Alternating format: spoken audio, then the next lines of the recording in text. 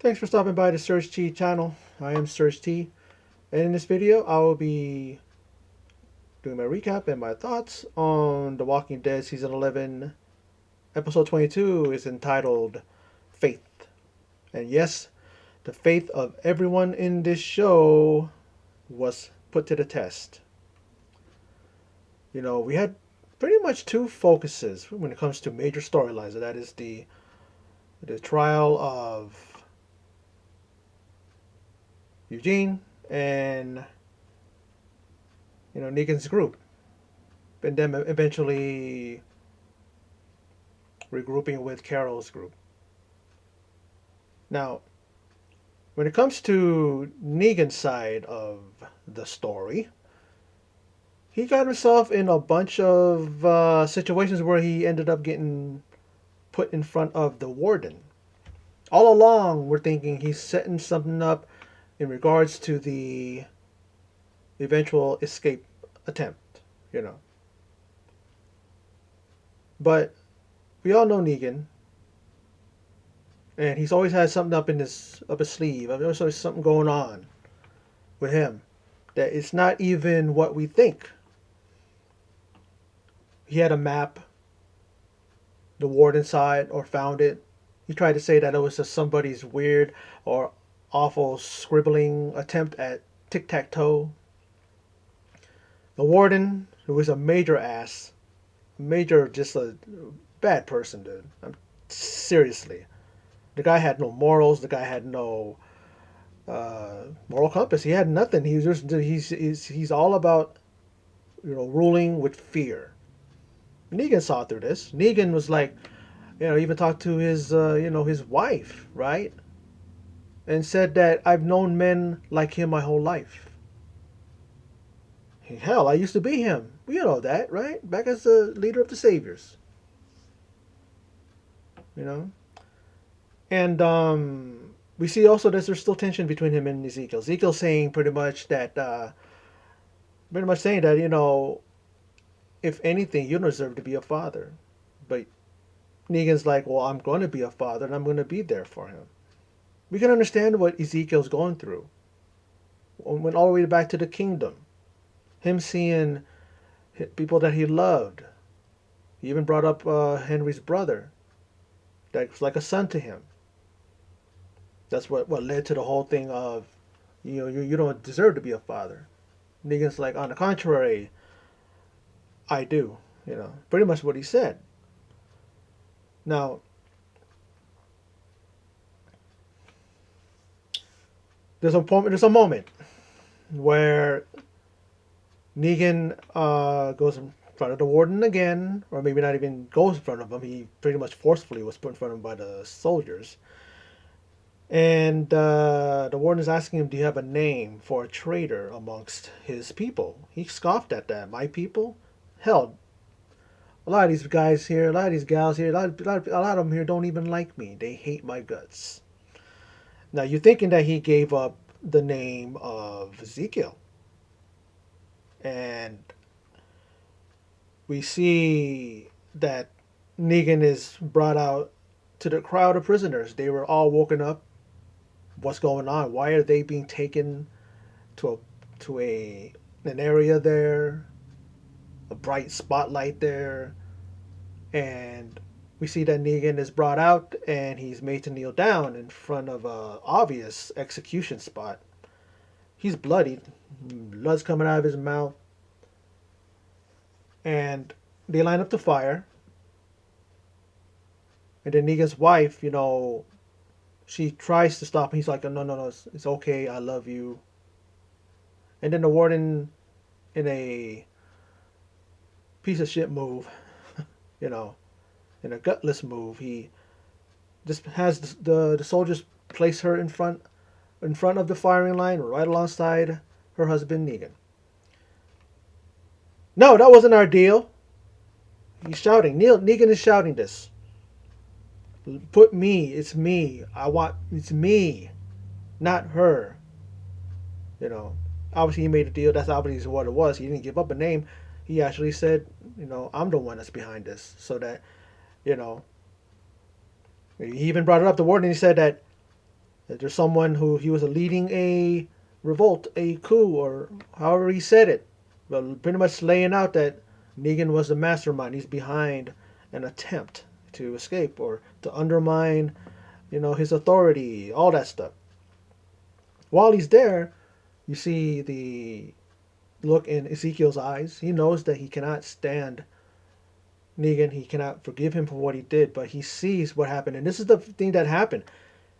They all saw pretty much that he was willing to sacrifice himself for the team, sacrifice himself for Ezekiel and the others. So Ezekiel, hands up, goes right in between the lineup of the soldiers. He's like this, hey, my hands are up, no threat. Goes right in front of them and starts talking to the guys, starts talking to the soldiers, trying to get through to them.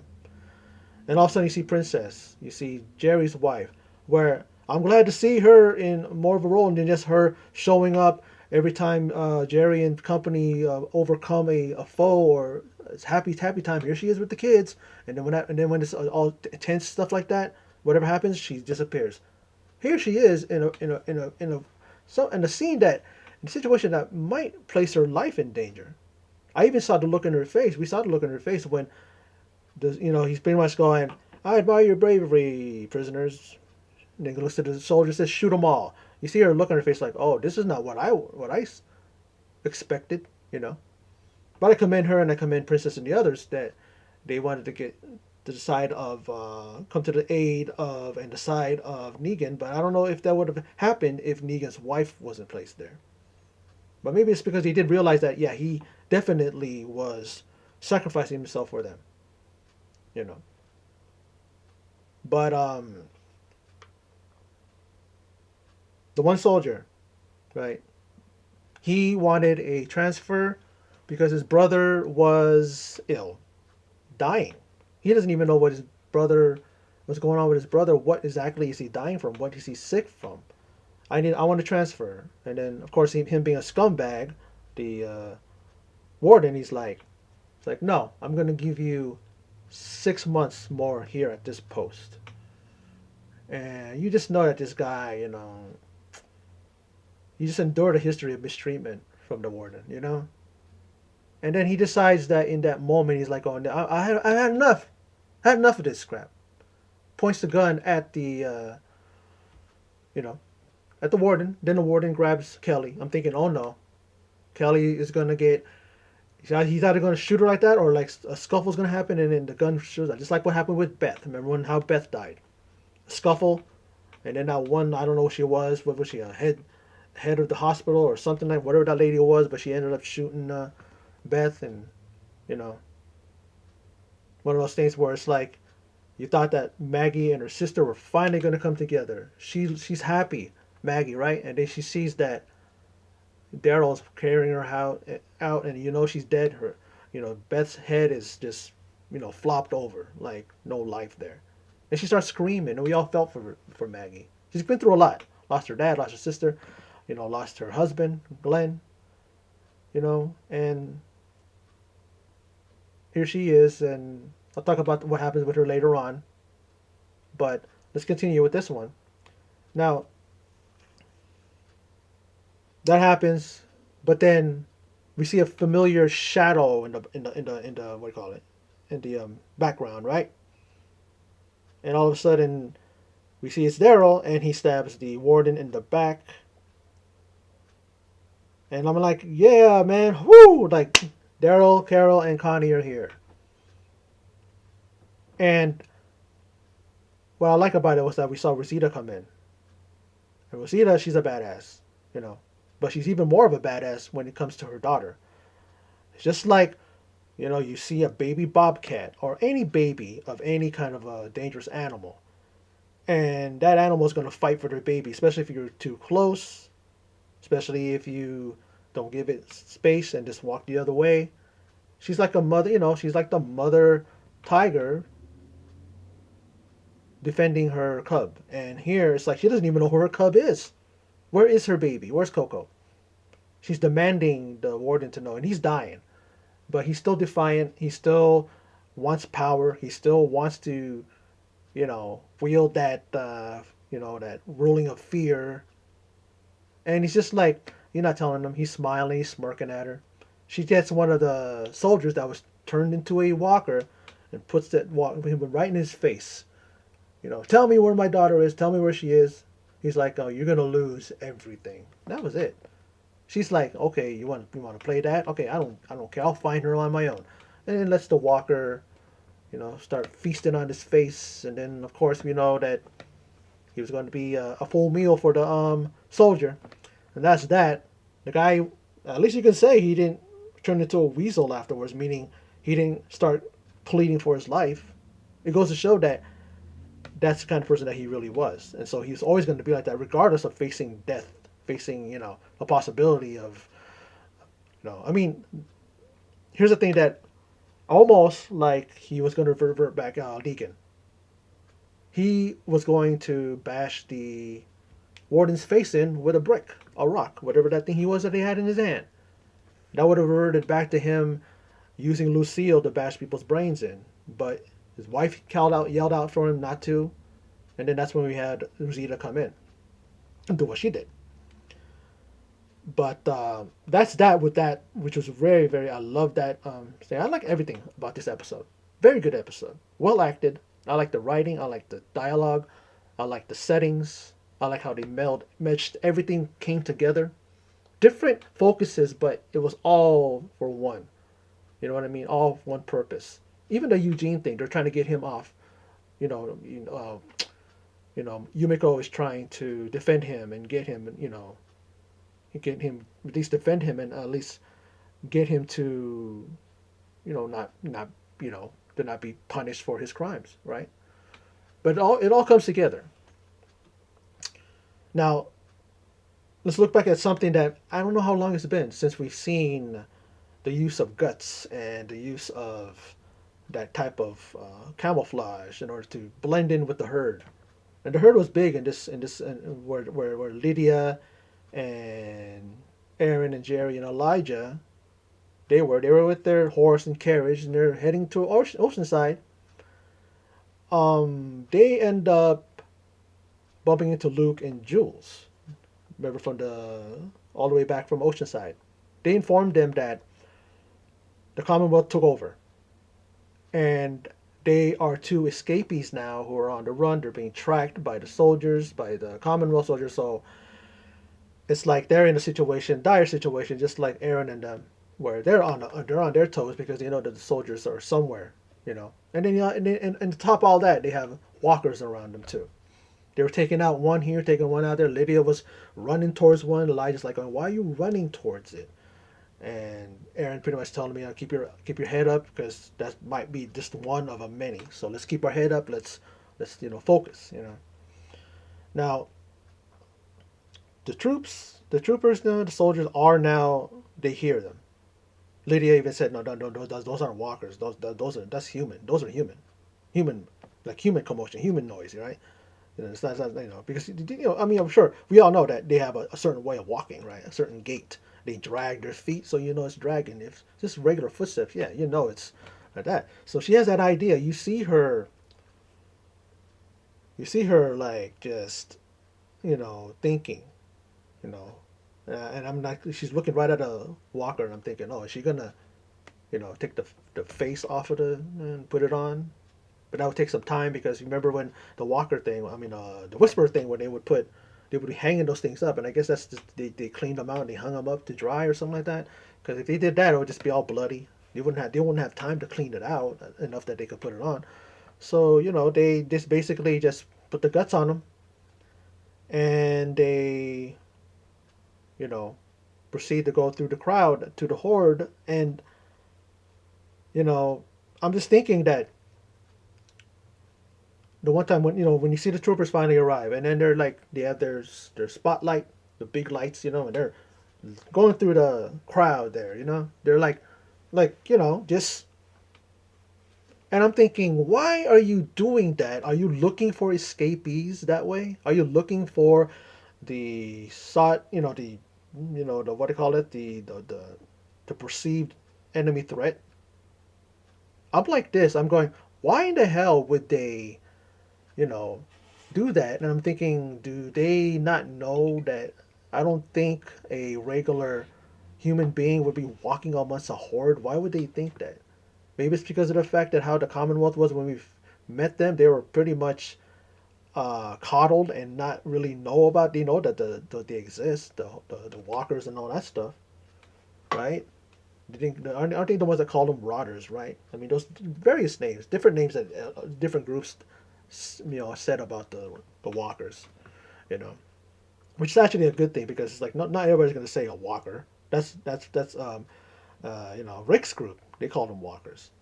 Some call them rotters. Other names for them too. But I'm just thinking like do you not know that they do know somehow that they could wear their masks or they could wear their guts. I don't know what the what do we mean. I just kept thinking I want to watch it. I go, what are you guys looking for? They're like, you know what I mean? I guess they're just making pretty much going. What's the thing? Comb the whole desert when you're trying to look for clues. Don't leave any stone unturned. I guess, but it's kind of ridiculous and silly that they're probably looking for somebody in a horde of walkers. But I guess they're like going. I mean, I might be overthinking this, but I don't know why.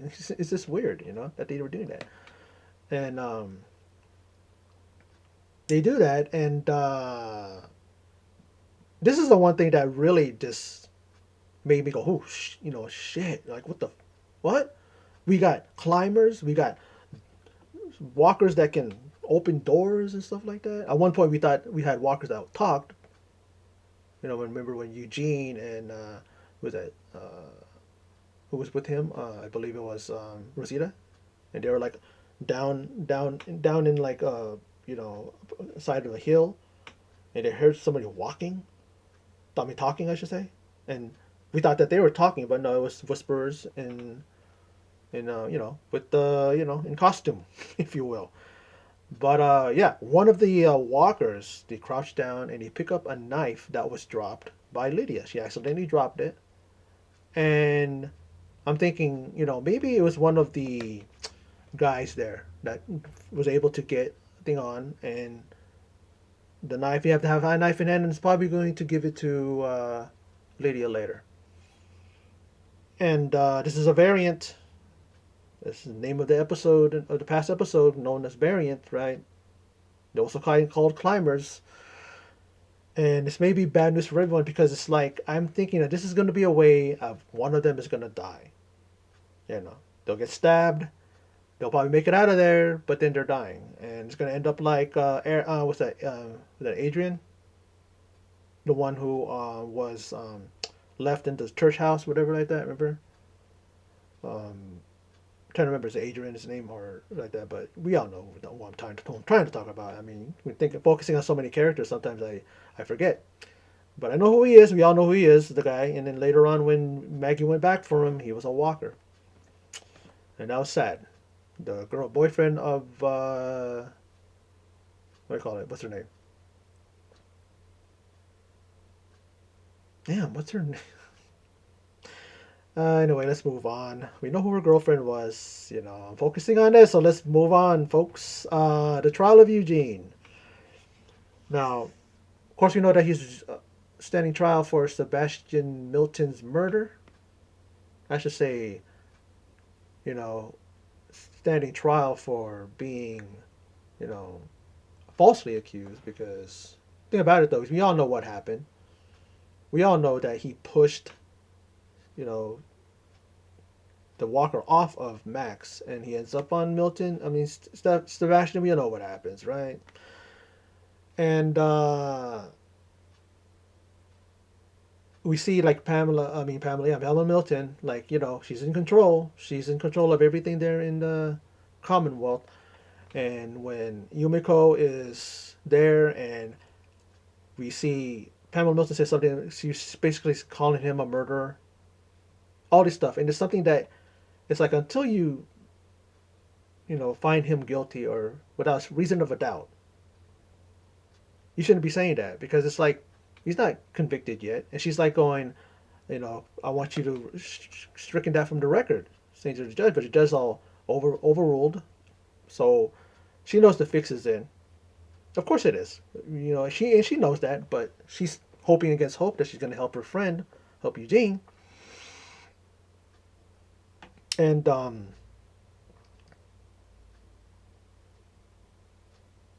it's like that, and it's just almost like there's just no winning. Even Eugene, when he was in his jail cell, and across from him, what do you call it? Across from him is Max. She's crying. She's emotional.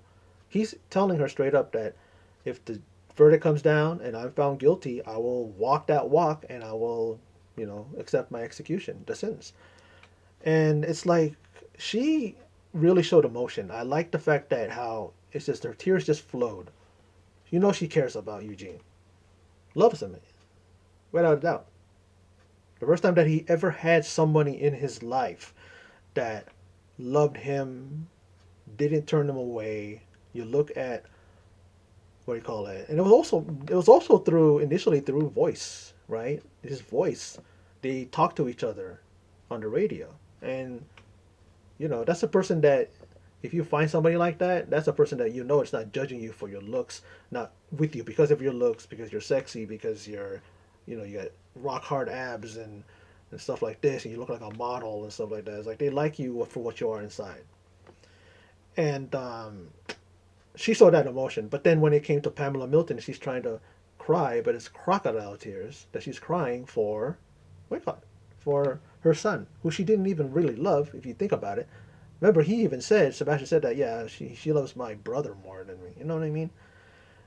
And all along, after that, she knows that even Eugene said, that we're pretty much talking to a proverbial brick wall when it came to the judge. And even the governor was pretty much saying that, you know what, that wasn't my son. She pretty much said, oh, what's that? Yumiko goes, what about the lottery? Let's talk about the lottery. And she's all, well, it's about opportunity. And, she's like, well, is it what it is, or is it a lie?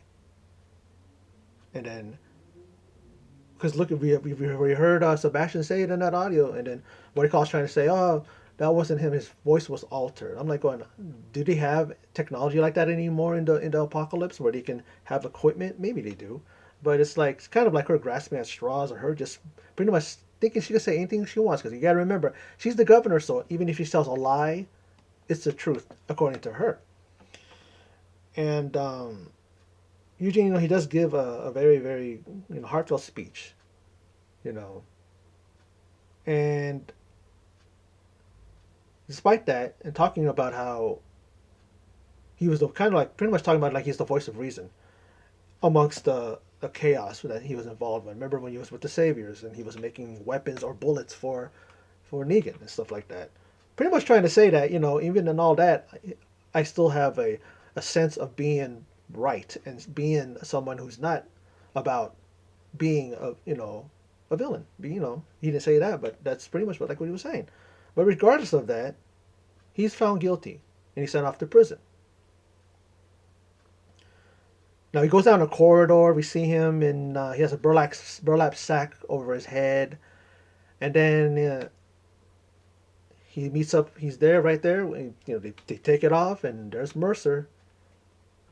And he's thinking, "Oh my God, I'm done. I'm done for." You see tears streaming down his. He knows that he's done for. This is it. Dead man walking, right?